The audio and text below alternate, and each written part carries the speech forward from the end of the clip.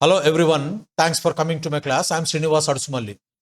మనము 54th episode snippets 5A prepositions వరకు చెప్పి ఆపాం మనము. సో దాని కంటిన్యూషన్ చేద్దామంటేనేమో నిన్నేం చేసామంటే 5Bలో హరిణి అనేటటువంటి మేడం గారిని అడిగినటువంటి డౌట్ ఎక్స్ప్లెయిన్ చేయడానికే మనకు 25 minutes సరిపోయింది. సో ఈ రోజున క్లాస్లో ఏంటంటే మనం 54th ఎపిసోడ్ 5Aలో అక్కడ వరకు ఆపినటువంటి ప్రిపోజిషన్స్ని ఇప్పుడు కంటిన్యూ చేస్తాను. క్లాస్ చివరి వరకు చూడండి. ఈ క్లాసులు ఈ విధంగా స్ట్రక్చర్ చేసి మీకు ఎక్కడ దొరకవు. ఓకే, క్లాస్ చివరి వరకు వింటే మీకు ప్రయోజనం కలుగుతుంది. సరే, వింటారో వినరో అనేది మీ డిస్క్రిప్షను. క్లాస్ చూడండి. If you want to mention an action word అంటే ఒక పదం ఆఫ్టర్ ఎ ప్రిపోజిషన్. సో మీరు ప్రిపోజిషన్ తర్వాత ఒక యాక్షన్ వర్డ్ అంటే వర్బ్, అది after a preposition it has to be a gerund. అది జెరండ్ రూపంలో తప్పనిసరిగా ఉండాలి. ఎందుకు?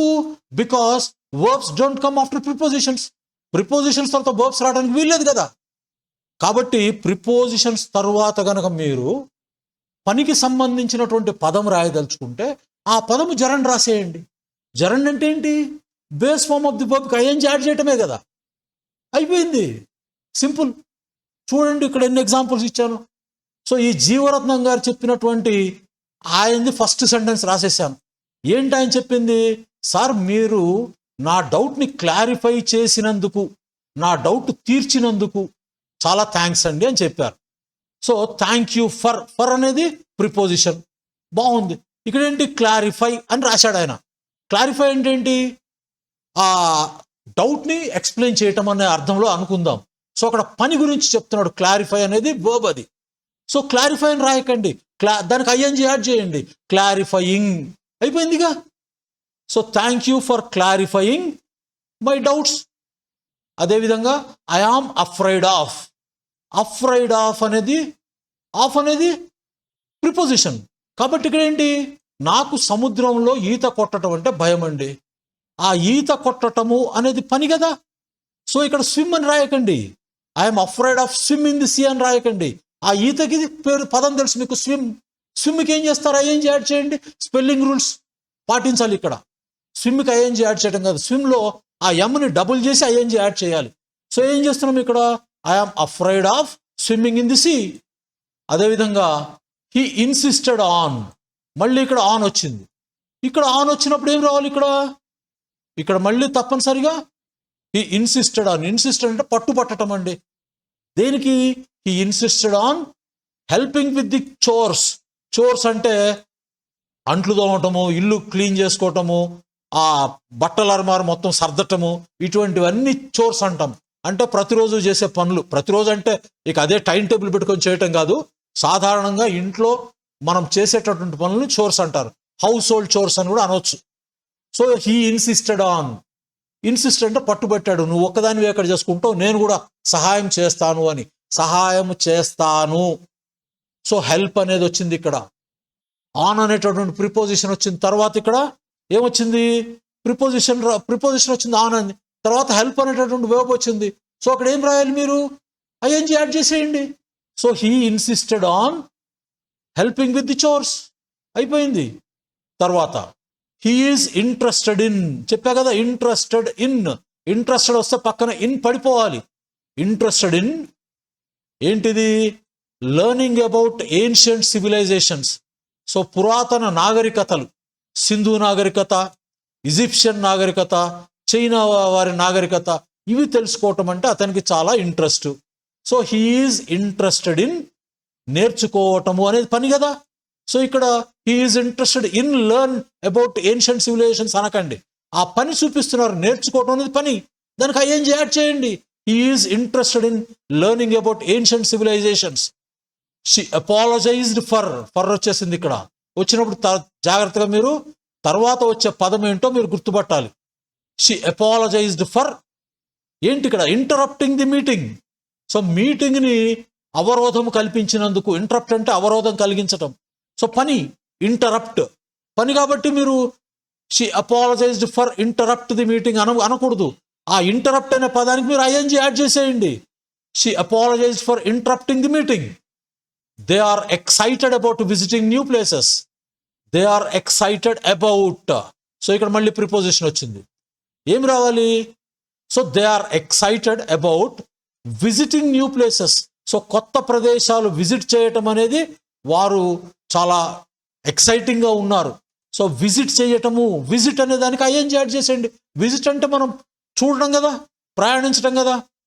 సో ఆ విజిట్కి ఐఎన్జి యాడ్ చేయండి. They are excited about visiting new places. He is responsible for ఆ ప్రాజెక్ట్ని మేనేజ్ చేయడానికి ఆయనేనండి రెస్పాన్సిబుల్. సో మేనేజ్ కాబట్టి ఏం చేస్తాం మనం? మేనేజ్కి ఆ చివర ఈ తీసేసి ఐఎన్జి యాడ్ చేయండి. He is responsible for managing the project. ఇక్కడ మీరు ఇంకొక ప్రాబ్లం ఉంది. టు అనేది అది కూడా ప్రిపోజిషనే, కానీ అది మనల్ని ఇబ్బంది పెట్టడానికి సెంటెన్సెస్లో టు అనేది రెండు డబుల్ యాక్షన్ చేస్తుంది. ఒకటి అది ప్రిపోజిషన్గా పనిచేస్తుంది టు. రెండోది ఏంటి? మీ అందరికీ తెలుసుగా, ఇన్ఫినిటివ్. నా స్టూడెంట్స్ అయినప్పుడు ఇన్ఫినిటివ్ అంటే మళ్ళీ నేను చెప్పని అవసరం లేదు. ఇన్ఫినిటివ్ అంటే ఏంటి? బేర్ ఇన్ఫినిటివ్కి టు కలపటమే కదా. Eat to eat, swim to swim, study to study, ఇవన్నీ ఇన్ఫినిటివ్స్. సో పార్ట్ ఆఫ్ ఇన్ఫినిటివ్గా యాడ్ చేస్తుంది, ప్రిపోజిషన్గా యాడ్ చేస్తుంది. మనం ఇప్పుడు ఈ జరన్స్ ఎక్కడ వాడాలి? ప్రిపోజిషన్ వస్తేనే వాడాలి. అది కనుక పార్ట్ ఆఫ్ ఇన్ఫినిటివ్ అయితే దాని పక్కన దాని తర్వాత ఏం పెట్టాలి? బేర్ ఇన్ఫినిటివ్ వాడాలి కదా. అది ఇన్ఫినిటివ్లో భాగం అయితేనేమో ఇన్ఫినిటివ్ రాయాలి. ప్రిపోజిషన్గా ఉపయోగపడితే దాని తర్వాత మనము జరన్ రాయాలి. మరి ప్రిపోజిషను, ఈ టు అనేది ప్రిపోజిషనా పార్ట్ ఆఫ్ ఇన్ఫినిటివ్ ఎలా కనుక్కోవాలి? దేనికైనా కొంత సస్పెన్స్ ఉండాలి కదా. ఇది ప్రిపోజిషన్స్ క్లాస్ కాదు కదా.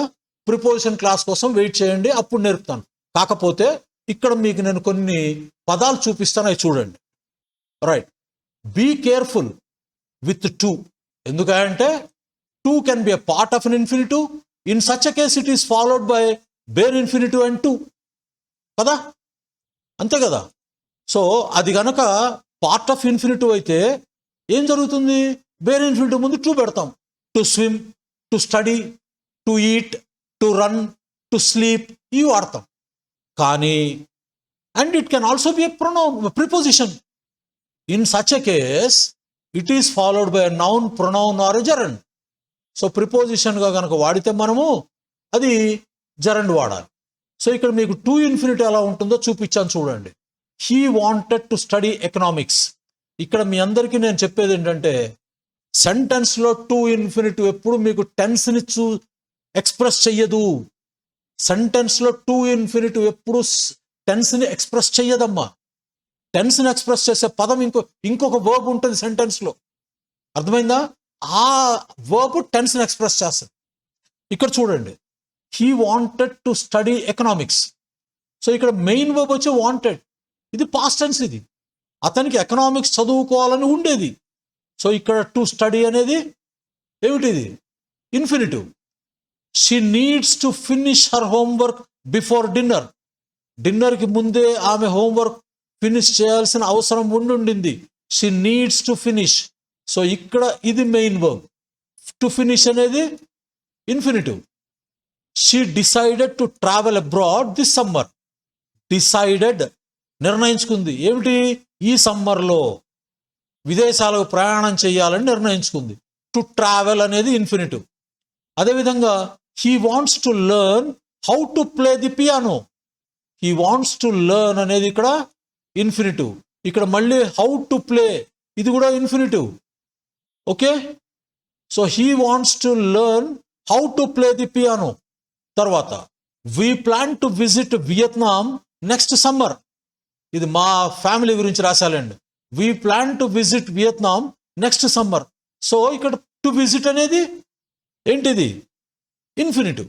కాబట్టి టు అనేది కనుక పార్ట్ ఆఫ్ ఇన్ఫినిటివ్ అయితే టు తర్వాత ఏం రావాలి మనకి? బేర్ ఇన్ఫినిటివ్ రావాలి. ఓకే, ఇప్పుడు మనకి టూని ప్రిపోజిషన్గా వాడితే ఏమి రావాలా?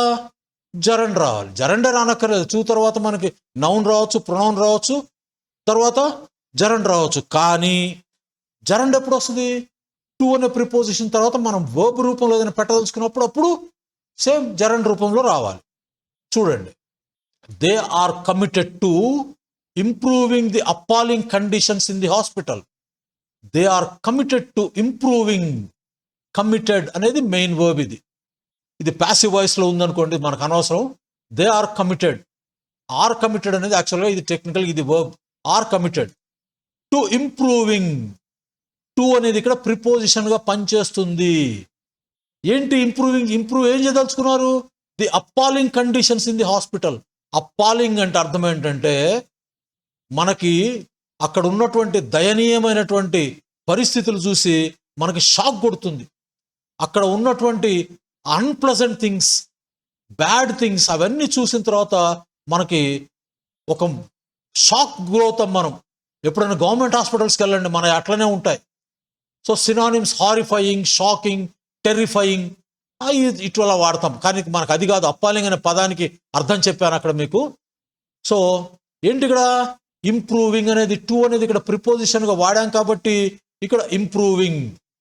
అదేవిధంగా I am looking forward to meeting my new students next week. I'm looking forward to meeting my new students next week. So next week క్లాసులు బిగిన్ చేస్తున్నాను. సో కొత్త స్టూడెంట్స్ వస్తారు కదా, వాళ్ళని చూడ్డానికి నేను చాలా ఆతృతగా ఉన్నాను అనే సెంటెన్స్లో ఇలా వాడతాం. I'm looking forward to meeting. ఈ I am looking forward to meeting, ఇక్కడ టు అనేది ప్రిపోజిషన్గా ఉంది కాబట్టి మీటింగ్ అనేటటువంటి gerund. She is looking forward to visiting her grandparents during the holidays. So ఆ సెలవుల్లో గ్రాండ్ పేరెంట్స్ని విజిట్ చేయడానికి ఆవిడ ఎదురు చూస్తూ ఉంది. She is looking forward to visiting her grandparents during holidays. ఇక్కడ టు అనే ప్రిపోజిషన్ వచ్చింది కాబట్టి ఇక్కడ విజిటింగ్ అనేది వచ్చింది. She admitted to cheating on the test. పరీక్షల్లో కాపీ కొడితే పట్టుకున్నారు, నిజం చెప్పి వదిలేస్తానంటే అవును సార్ కాపీ కొట్టానని చెప్తుంది. అటువంటి సందర్భంలో ఇలా చెప్తాం, she admitted to cheating. Admitted to, ఇక్కడ టు అనేది మనము ప్రిపోజిషన్గా వాడడం జరిగింది. ఇక్కడ వెంటనే టు చీటింగ్ అనేటటువంటి జరండ్ వచ్చింది. తర్వాత they objected to moving the meeting to Friday. So మీటింగ్ని ఫ్రైడేకి పోస్ట్పోన్ చేయడానికి వాళ్ళు అబ్జెక్ట్ చేశారు. సో ఇక్కడ మూవింగ్ అనేటటువంటిది జరండ్ రూపంలో వాడాం, ఎందుకంటే ఇక్కడ టు అనేది ప్రిపోజిషన్. అర్థమైందా? ఇప్పుడు మీరు అడగవచ్చు, సార్ అది టు అనేది ఇన్ఫినిటివ్ రూపమా ప్రిపోజిషన్ రూపమా అనేది ఎలా కనుక్కోవాలి సార్ అని మీరు అడగవచ్చు. చెప్పా కదా, కొంత సస్పెన్స్ ఉంటే బాగుంటుంది క్లాసుల్లో కూడా. కాబట్టి మనం ప్రిపోజిషన్స్ గురించి నేర్చుకునేటప్పుడు డీటెయిల్డ్గా పెద్ద క్లాసే ఉంటుంది, దీనికి ఒక 5-6 ఎపిసోడ్లు ఉంటాయి. కాబట్టి ఇంతవరకు చాలు మీకు. కానీ మీకు నేను చెప్తుంది ఏంటంటే, ఇక్కడ ఉన్నటువంటి 4-5 పదాలు గుర్తుపెట్టుకోండి. ఈ 4 గుర్తుపెట్టుకోండి. ఎప్పుడైనా సరే కమిట్ అనే పదం వచ్చినప్పుడు తర్వాత ఇన్ఫినిటివ్ తర్వాత ప్రిపోజిషన్ వస్తే జరండే రాయండి. కమిట్ అనే పదం వచ్చిన లుక్ ఫార్వర్డ్ టు అనేటటువంటి, లుక్ ఫార్వర్డ్ ఇక్కడ ఐఎన్జీ రానవసరం లేదు. లుక్ ఫార్వర్డ్ టు అని ఎప్పుడు వచ్చినా మీకు తర్వాత జరండ్ రాయండి. లుక్ ఫార్వర్డ్ టు, తర్వాత అడ్మిటెడ్ టు, అబ్జెక్టెడ్ టు అని ఈ 4 పదాలు నేను ఇచ్చింది. Committed, look forward, admitted to, objected to. ఇవి 4 వచ్చినప్పుడు మీరు తర్వాత జరన్స్ రాయటం, ఈ 4 గుర్తుపెట్టుకోండి. ఇవి చాలా తక్కువ ఉంటాయి. అయినా మీకు తెలియని ఏదైనా వచ్చినప్పుడు అది ప్రిపోజిషనా లేదంటే అది ఇన్ఫినిటివ్లో భాగమా అనేది మనము ప్రిపోజిషన్స్ వచ్చినప్పుడు నేర్పుతాను. ఇంకా క్లాస్ చాలా పెద్దదైపోతుంది. ఈ 4 వరకు గుర్తుపెట్టుకోండి మీరు చాలు. తర్వాత ఏంటంటే ఇంకో రూల్ చెప్తానని చెప్పాను కదా, సో చివరి వరకు చూడండి, అందుకే అన్నది. ఈ 2 రూల్స్ చాలా ఇంపార్టెంట్. ఇవి కూడా చూడండి, మీకు రైటింగ్ చాలా అవసరం, మాట్లాడడానికి కూడా. ఇది చూడండి, wherever there are words like am, is, are, was, were, they are always followed by present participles, or in some cases such as in passive sentences they are followed by past participles. ఇది ఒక్కటి గుర్తుపెట్టుకోండి. ఇవన్నీ మీరు చాలా తప్పులు చేస్తున్నారు. am, is, are, was, were తర్వాత సాధారణంగా మీరు ప్రజెంట్ పార్టిసిపుల్ రావాల. ఆ వాక్యము కనుక ప్యాసివ్ వాయిస్లో ఉంటే అప్పుడు మనకి పాస్ట్ పార్టిసిపుల్ రావచ్చు. ప్యాసివ్ వాయిస్లో ఉంటే పాస్ట్ పార్టిసిపుల్ వస్తుంది. కానీ యామ్, ఈజ్, ఆర్, వజ్, వర్ ఎప్పుడు వచ్చినా ప్యాసివ్ వాయిస్ మనం నేర్చుకోలేదు కాబట్టి మీరు అది తెలుసుకునే వరకు పాస్ట్ పార్టిసిపుల్స్ వాడకండి. కేవలము ప్రజెంట్ పార్టిసిపుల్సే వాడండి. ప్రతిసారి ప్రజెంట్ పార్టిసిపుల్ చెప్పించబాకండి. బేర్ ఇన్ఫినిటివ్కి ING, sleeping, eating, running, walking, talking, listening, ఇవన్నీ present participles. Am, is, are, was, వర్ల తర్వాత ప్రజెంట్ పార్టిసిపుల్స్ వర్బ్ వాడదలుచుకున్నప్పుడు ప్రజెంట్ పార్టిసిపుల్సే వాడండి. ఎందుకంటే మిగతావి కూడా రావచ్చు. యామ్, ఈజ్, ఆర్ తర్వాత 1,00,000 వస్తాయని చెప్పాను మీకు. కాబట్టి యామ్, ఈజ్, ఆర్, వస్ తర్వాత వర్బ్ వాడదలుచుకుంటే అది కేవలము ప్రజెంట్ పార్టిసిపులే వాడండి. చూడండి, I am teaching, we're washing our clothes. ఇక్కడ క్లోత్స్ అనే పదం ఒకటి గుర్తుపెట్టుకోండి అయ్యా. క్లోత్స్ అనే పదం గుర్తుపెట్టుకోండి. క్లోత్స్లో రేపు క్లాస్ చెప్తాను, మంచి క్లాస్, సరదాగా ఉంటుంది. ఓ పెద్ద మేధావి గారు క్లోత్స్ గురించి చెప్పారు క్లాసు, దాని గురించి చెప్తాను. CLOTH cloth, CLOTHE cloth, CLOTHES clothes, dress, garment, ఇలా చాలా ఉన్నాయి కదా. వాటి గురించి రేపు డిస్కస్ చేద్దాము. ఈ స్పెల్లింగ్ గుర్తుపెట్టుకోండి, CLOTHES. So we are washing our clothes, you are listening to my class. చూసారా, are listening, are washing, am teaching, they are laughing, he is having tea, అతను టీ తాగుతున్నాడు. He is having tea, is తర్వాత present participle రావాలి. ఇక్కడ ఇవి gerunds కాదు, present participles. Is తర్వాత humming, she is humming a song, అంటే కూని రాగం తీస్తుంది. It is raining heavily, so it is అనేది కూడా చెప్పుకున్నాం ఇక్కడ. ఈజ్ తర్వాత మళ్ళీ రైనింగ్ వచ్చింది. తర్వాత the company is running, running అనేది ఇక్కడ ప్రజెంట్ పార్టిసిపుల్. ఈజ్ తర్వాత ఎప్పుడు ప్రజెంట్ పార్టిసిపుల్సే వస్తాయి. ఇది ఒక రూల్. మీరు ఒకసారి నా కామెంట్స్లోకి వెళ్ళి చూడండి, చాలా మంది తప్పులు చేస్తున్నారు. యామ్, ఈజ్, ఆర్, బస్ తర్వాత ఇన్ఫినిటీస్ రాసేస్తున్నారు. తర్వాత ఇది ఒకటి చిన్నది, ఇది ఒక రూల్, ఆఖరి రూలు, జాగ్రత్తగా వినండి. ఎప్పుడైనా సరే మీకు సెంటెన్సెస్లో do, does, don't, doesn't, didn't, మళ్ళీ మీకు వీటి మీద డౌట్ ఉంటే నేను మీకు సింపుల్ ప్రజెంట్ టెన్స్ చెప్పాను. పాజిటివ్స్, నెగటివ్స్, క్వశ్చన్స్ ఒకసారి అక్కడికి వెళ్ళి చూడండి. ఇవి కూడా చాలా తప్పులు చేస్తారు మీరు. ఏంటంటే వాక్యంలో ఎప్పుడైనా సరే డూ, డస్, వాక్యమైనా క్వశ్చన్ అయినా మనకు సంబంధం లేదు. వాక్యంలో కానీ క్వశ్చన్స్లో కానీ ఈ పదాలు కనిపిస్తాయి. ఏంటా పదాలు? Do, does, don't. డోంట్ అంటే ఏంటి? Do not. డసంట్ అంటే ఏంటి? Does not. Didn't, did not. ఈ పదాలు మీకు ఎక్కడ వచ్చినా, డిడ్ కూడా యాడ్ చేసుకోండి అందులో. ఈ పదాలు ఎక్కడ వచ్చినా మీకు బేర్ ఇన్ఫినిటివ్ మాత్రమే వస్తుంది. బేర్ ఇన్ఫినిటివ్ మాత్రమే వస్తుంది. దాని తర్వాత దాని పక్కన ఎస్ కానీ ఈఎస్లు కానీ ఏమీ యాడ్ చేయకూడదు. చూడండి, ఎగ్జాంపుల్స్ చూపిస్తాను. I don't know where she is going. ఇందా చెప్పుకున్నాం కదా ఐఎమ్ నాట్ షూర్ అని, అది ఇక్కడ చెప్పుకున్నాం. I don't know where she is going. I don't తర్వాత ఏమొచ్చింది ఇక్కడ? నో అనేటటువంటి బేర్ ఇన్ఫినిటివ్ వచ్చింది. Okay, they don't come here often. వారు ఇక్కడికి తరచుగా వస్తూ ఉండరు. They don't come here often, వారు ఇక్కడికి తరచుగా వస్తూ ఉండరు. లేదు దీన్ని క్వశ్చన్ అడిగారు అనుకోండి, don't they come here often, వారు ఇక్కడికి తరచుగా వస్తూ ఉండరా అనే సందర్భంలో వాడతాం. లేదా do they come here often, అలా కూడా వాడవచ్చు.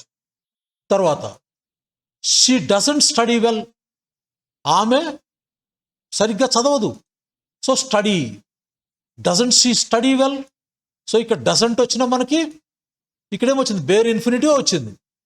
డస్ షీ స్టడీ వెల్, ఆమె బాగా చదువుతుందా అని ఇక్కడ అడుగుతున్నాం.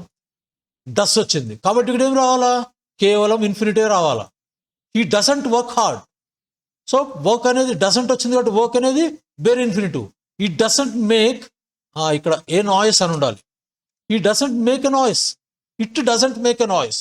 అది అసలు నాయిస్ చేయదు. Make, I didn't ask you to come, నిన్ను నేను రమ్మని అడగలేదు కదా. ఆస్క్ అనేది infinitive. He didn't pass the exam, so exam pass అవ్వలేదు. So pass infinitive. She didn't go to the party last night, so నిన్న రాత్రి ఆవిడ పార్టీకి వెళ్ళలేదు. She didn't go to the party last night, so go అనేది infinitive. ఈ didn't rain yesterday, నిన్న వర్షం పడలేదు. సో రైన్ అనేది ఇక్కడ కూడా సేమ్, ఏంటది? ఇన్ఫినిటివ్.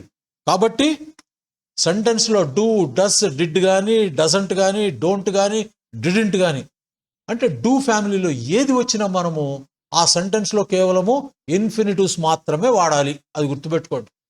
సో ఇప్పుడు నేను చెప్పిన రూల్స్ మీరు జాగ్రత్తగా 1-2 సార్లు చూడండి. రెండవది, మీరు దయచేసి మీరు అక్కడికి వెళ్ళి, ఎక్కడికి, ఆ స్టేట్మెంట్స్లోకి వెళ్ళి present statements, positives, negatives, questions, past statements, positives, negatives, questions, future statements, positives, negatives, questions జాగ్రత్తగా చదవండి, చదవండి, చదవండి. వాటి మీద కమాండ్ తెచ్చుకోండి.